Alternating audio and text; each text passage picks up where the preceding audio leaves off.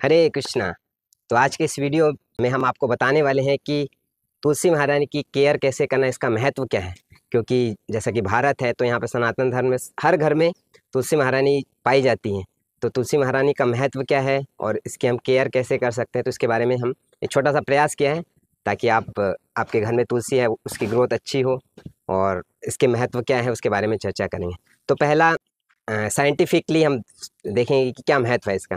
तो आयुर्वेद में बताया गया है कि तुलसी का महत्व क्या है कि इवन अगर कोई डेली 4-5 तुलसी की लीफ नॉर्मल वाटर में लेके पीता है तो उसका जो बॉडी में इम्यूनिटी है वो बहुत बढ़ता है ना। जैसे कोई भी रोगाणु विरोध करने की क्षमता जो है उसकी बढ़ जाती है। तो ये फिजिकल हेल्थ के लिए भी बहुत अच्छा है। दूसरा कि ये मेंटल पीस भी देता है क्योंकि इसकी जो एरोमा है, क्योंकि ये साधारणतः जो इस जगत के पौधे हैं उससे भिन्न है ना, दिव्य पौधा है, भगवान को प्रिय है। इसलिए इसकी एरोमा मात्र लेने से इसमें इसकी सुगंध से जो है मेंटल पीस प्राप्त होती है।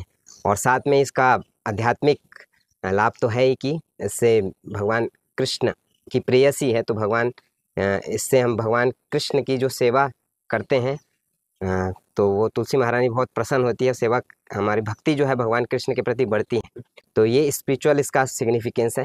तो आइए हम देखेंगे कि आप कैसे हम तुलसी महारानी की केयर कर सकते हैं। तो पहला चीज़ आता है कि जो पॉट जो होता है, गमला जो है, जैसे कि हमने यहाँ पे दिख रहा है आपको कि हमने मिट्टी का गमला लिया है। तो मिट्टी का गमला ही क्यों लिया है, तो प्लास्टिक का गमला जनरली आप ज़्यादातर लोग प्लास्टिक का गमला यूज़ करते हैं, बट प्लास्टिक में जो है एयर पास नहीं हो पाती है, क्योंकि मिट्टी का गमला है तो उसमें छिद्र होते हैं, होल्स होते हैं, तो उससे एयर पास हो जाती है, जो किसी भी पौधे के लिए बहुत अच्छा होता है।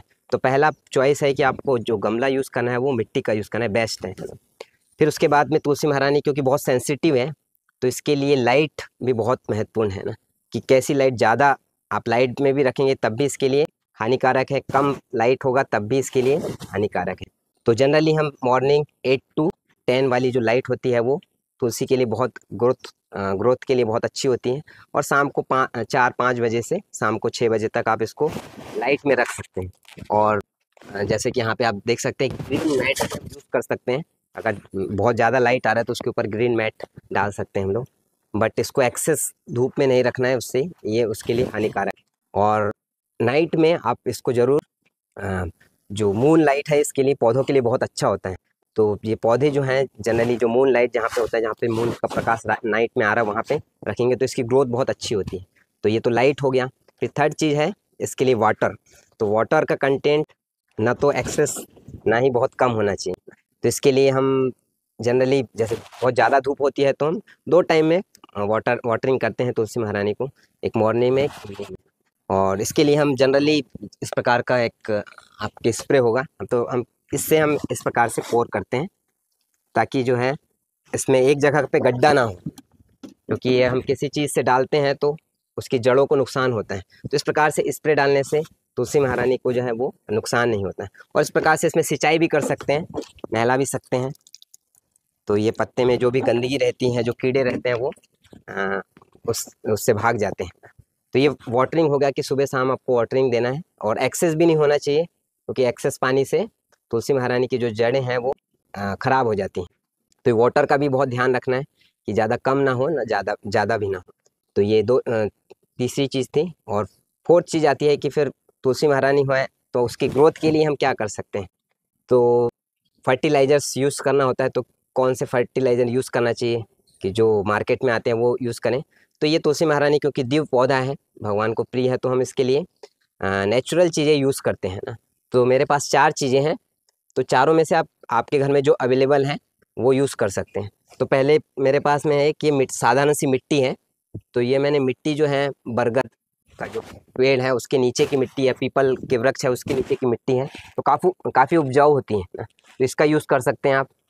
दूसरा है ये मेरे पास जैविक खाद है, जैविक खाद का भी यूज़ कर सकते हैं आप। या थर्ड ऑप्शन है ये मेरे पास गोबर खाद है, गाय का गोबर जो होता है उसको डिकम्पोज होने के बाद तो ये गाय का गोबर है। और तीसरा ये सरसों खल है। तो ये 4 तरीके हैं जिससे आप जो है इसकी ग्रोथ के लिए यूज़ कर सकते हैं। तो अब इसको यूज़ कैसे करना है, तो जैसे कि आप कोई भी पौधा, जैसे आपको कोई भी खाद डालना है तो सबसे पहले हम साइड से इसको कुछ तरीके से बाहर से मिट्टी निकालते हैं साइड से, तो जड़ों को ताकि जड़ों को नुकसान ना हो। पास से मिट्टी निकालेंगे तो क्या होगा कि जो जड़ें हैं वो उसको नुकसान पहुंच सकता है। तो हम साइड से जो, क्योंकि बहुत समय तक मिट्टी होने की वजह से इसका उर्वरक क्षमता जो है कम हो जाती है, तो यहाँ पे हम साइड से क्या करेंगे, मिट्टी निकाल के इसमें या तो आप जो बरगद के पेड़ के नीचे से जो मिट्टी लाए हैं ये डाल सकते हैं, या खाद, अभी मैं गोबर खाद डाल रहा हूँ यहाँ पे ना, तो इसको यहाँ से साइड से डाल सकते हैं। इस प्रकार से आप कोई भी ऑप्शन यूज़ कर सकते हैं। इस प्रकार से डाल दिए तो चारों साइड से आप इसी प्रकार से खाद को डाल सकते हैं। तो ये हमने इस प्रकार से डालने का तरीका है। तो कोई इसमें से 3 ऑप्शन में से कुछ भी यूज़ कर सकते हैं। बाकी चौथा चीज़ है इसमें, ये मेरे पास खल है, तो ये अराउंड 50 ग्राम खल है।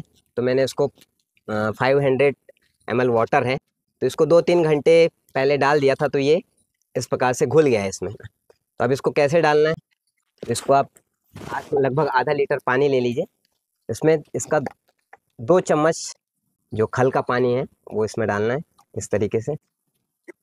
ये वाटर को आप किसी भी प्लांट, अभी तो इसमें मैंने खाद डाल दिया है तो इसमें यूज़ नहीं करेंगे, इस वाले पौधे में डाल सकते हैं। तो इस प्रकार से चारों ऑप्शन में से ऐसा नहीं कि चारों चीज़ें एक ही पौधे में डालना है, उससे ये बहुत ज़्यादा इसको नुकसान हो सकता है, इकट्ठा आपने सारी चीज़ें दे दिया। तो ये आप अल्टरनेट 15 डेज 20 डेज में ये सारी चीज़ें यूज़ कर सकते हैं जो भी आपके पास में अवेलेबल। तो ये खाद के रूप में हम 4 चीज़ें यूज़ कर सकते हैं। अब इसके बाद में आता है कि उसके बाद में पेस्टिसाइड, इसमें बहुत सारे कीड़े हो जाते हैं, तो उसके लिए हमको क्या यूज़ करना चाहिए। तो हम बाहर की दवाइयाँ जो किसान लोग यूज़ करते हैं वो तो यूज़ नहीं करते हैं, तो इसके लिए हम नेचुरल चीज़ें यूज़ करते हैं। तो मेरे पास एक तो राख है, क्योंकि राख तो आपको कहीं पे भी मिल जाएगी, तो राख का यूज़ कर सकते हैं हम लोग। तो ये राख आप किसी भी पौधे के ऊपर इस प्रकार से डाल सकते हैं, ताकि जो भी कीड़े हैं, स्पेशली इसमें ब्लैक कलर के कीड़े होते हैं जो इसकी पत्तियों को खा जाते हैं, तो इसके लिए राख बहुत अच्छा एंटीसेप्टिक है, तो इससे कीड़े भाग जाते हैं। तो ये राख एक पहला ऑप्शन है। और दूसरा ऑप्शन मेरे पास है, ये नीम है, आप देख भी सकते हैं। तो इसको आपको लगभग कल शाम को, मतलब 24 घंटे इसको वैसे पानी में रखना है। उसके बाद में जो नीम है उसका जो नीम इसमें पानी में रहने से ये काफ़ी एंटीसेप्टिक बन जाता है वाटर। अब इस वाटर को आप किसी भी स्प्रे बॉटल में लेके सिंचाई कर सकते हैं। आप इस एक तरीका ये भी हो सकता है, या इसको आप उबाल के ठंडा करके तब भी पौधों पे सींच सकते हैं। तो दोनों में से कोई भी ऑप्शन हो सकता है, या तो आप 24 घंटे इसको साधारण नॉर्मल वाटर में रख दें, या फिर इसको बॉईल करके, वो ज़्यादा बॉईल करेंगे तो ज़्यादा इफ़ेक्टिव होगा। तो इस प्रकार से स्प्रे बॉटल में डाल के इसको सींच सकते हैं, ताकि उस पर जो भी कीड़े हैं वो भाग जाएंगे। इस प्रकार से सींच सकते हैं। तो ये नेचुरल एंटीसेप्टिक है, पेस्टिसाइड है, तो बाहर से आपको कुछ पैसे की ज़रूरत नहीं पड़ेगी, पैसे से ख़रीदने की ज़रूरत नहीं पड़ेगी। तो ये हमने कुछ तरीके देखे, इससे आपकी तुलसी महारानी जो है बहुत ही जल्दी ग्रोथ होगी उसकी, अगर आप ये सारे खाद वगैरह यूज़ करते हैं और उसके लिए दवाइयाँ वगैरह यूज़ करते हैं, राख यूज़ करते हैं, या नीम का पानी यूज़ करते हैं। और बहुत सारे लोगों की जिज्ञासा भी होती है, ये तो हमने बता दिया कि इसकी ग्रोथ के लिए क्या क्या चीज़ें नीड है। इसको बहुत लोगों को जिज्ञासा होती है कि हम तुलसी महारानी को कब तोड़े, कैसे तोड़े, है ना। तो ये बहुत सारे डाउट्स होते हैं।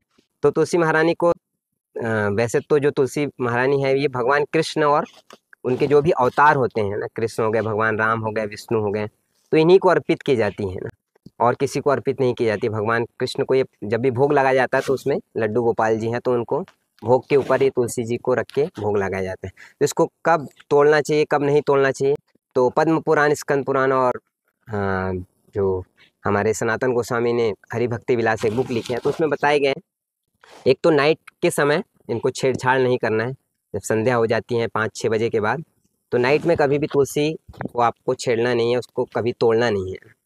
और दूसरा चीज़ है कि द्वादशी को भी हम नहीं तोड़ते हैं, एकादशी को भी नहीं तोड़ते हैं, और जो संडे को, जो लोग बोलते हैं कि संडे को भी नहीं तोड़ना चाहिए।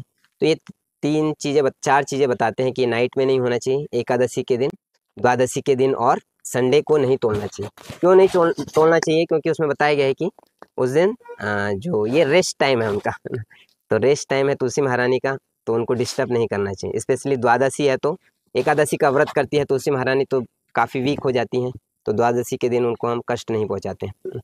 फिर भी इमरजेंसी सिचुएशन में, जैसे एकादशी है तो हम उस दिन भगवान को भोग लगाना है, तो इमरजेंसी की सिचुएशन में हम इसको तोड़ सकते हैं।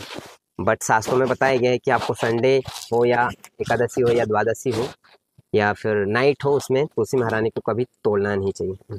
और इसको तोड़ने का भी तरीका होता है, ऐसा नहीं कि हम ऐसे ही किसी भी साधारण पत्ते को तोड़ते हैं उसको ऐसे ही तोड़ लें, है ना। तो इसके तोड़ने का एक साधारण सा तरीका होता है, तो हम आपको बता देते हैं। इसमें कुछ पुराने पत्ते होते हैं तो आप उसको हटा सकते हैं, जैसे ये काफ़ी पुराना पत्ता हो गया है तो इसको हम हटा देते हैं, इसकी ग्रोथ के लिए ठीक नहीं है। बाकी इसको तोड़ना कैसे है, तो आपको लेफ्ट हैंड से इसको पकड़ना है और कोई भी आप लीफ ले लीजिए, जैसे मैंने इसको लेफ्ट हैंड से पकड़ लिया। फिर आप इसको इस तरीके से राइट हैंड से पकड़ेंगे और इसको नीचे की तरफ पुल करना है, ऐसा खींचना नहीं है ऊपर से, और ना ही नाखून से तोड़ना है। इसको जस्ट नीचे की तरफ पुल करेंगे तो आसानी से टूट जाता है। और एक पत्ता हमने यहाँ से तोड़ लिया, इस प्रकार से दूसरे में भी लेफ्ट हैंड से पकड़ के इसको नीचे की तरफ ऐसा करके पुल करेंगे तो ये आसानी से टूट जाता है। तो ये तोड़ने का साधारण तरीका है। और इसके मंत्र भी होते हैं, तो तोड़ने के पहले क्या मंत्र बोलते हैं, तो हम प्रणाम करते हैं पहले, फिर तुलसी महारानी से प्रार्थना करते हैं कि तुलसी अमृत जन्मासी सदा तम केशव प्रिया केशवार्थम चिनोमिताम वरदा भव शोभने, कि मैं ये तुलसी का पत्र किसके लिए तोड़ रहा हूँ, ये नहीं कि मैं चाय बना के इसको पीऊँगा नहीं, भगवान के लिए है ना, भगवान को पसंद है इसलिए भगवान को अर्पित करने के लिए मैं तोड़ रहा हूँ ना। फिर उसके बाद में तोड़ने के बाद उनसे क्षमा मांगते हैं हम लोग। चैनोद्भव दुखम चा यद हृदय तव वर्तते तत्क्षमस्व जगत माता वंदे देवी नमस्तुते, कि आपको तोड़ते समय मैंने आपके हृदय में जो भी आघात पहुँचाई है उसके लिए मैं आपसे क्षमा मांगता हूँ। तो ये कुछ मंत्र होते हैं, प्रार्थना करके हम तुलसी महारानी से तुलसी महारानी के पत्ते हम तोड़ सकते हैं, भगवान भोग लगाने के लिए या भगवान को अर्पित करने के लिए। तो इस प्रकार से ये तुलसी महारानी के बारे में संपूर्ण जानकारी थी। तो और भी आपकी कुछ जिज्ञासा हो तो आप उसके लिए कमेंट्स कर सकते हैं। हरे कृष्णा।